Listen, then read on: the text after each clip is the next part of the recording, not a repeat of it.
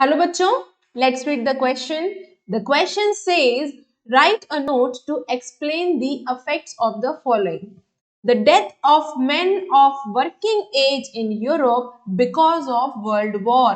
तो world war की वजह से यूरोप में जो वर्किंग एज वाले आदमी थे उनके मरने से क्या असर पड़ा।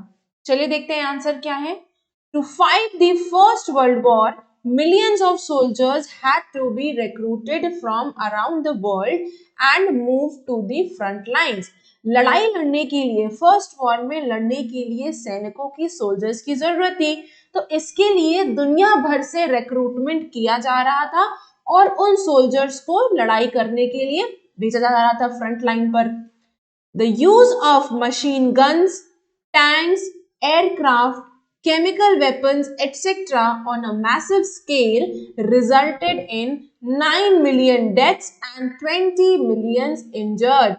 तो इस लड़ाई में मशीन गन्स का, टैंक्स का, एयरक्राफ्ट्स का और केमिकल वेपन्स और भी बहुत सारी चीजें इनका इस्तेमाल करके मैसिव स्केल पर बड़े पैमाने पर इस्तेमाल करके रिजल्ट ये निकला कि 9 मिलियन डेथ्स हुई, 9 मिलियन लोग मर गए और 20 मिलियन लोग जो हैं वो इंजर्ड हो गए, घायल हो गए थे। Most of them were men of working age. इनमें से ज्यादातर वही लोग थे जो कि वर्किंग एज के लोग थे, which drastically reduce the health, strong and skilled workforce in Europe. और इनके मरने से, इस वर्किंग एज के आदमियों के मरने से यूरोप में स्किल्ड फोर्स, हेल्दी लोग, इनकी कमी हो गई थी। As the member of the family reduced, their household incomes also declined after the war. और वही लोग अपने घर का खर्चा भी उठा रहे थे, तो उन लोगों के मरने से उनकी फैमिली की जो इनकम थी वो भी कम हो गई थी।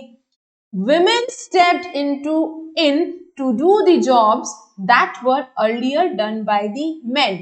जो काम अभी तक आदमी कर रहे थे, लेकिन उनके मरने के बाद अब वुमेन्स आगे आती हैं और अब वो लोग वुमेन्स वो काम कर रही थी जो अभी तक वहां का आदमी कर रहा था, तो वुमेन्स भी अब सामने आती हैं। I hope you understood the question as well as the answer. Best of luck.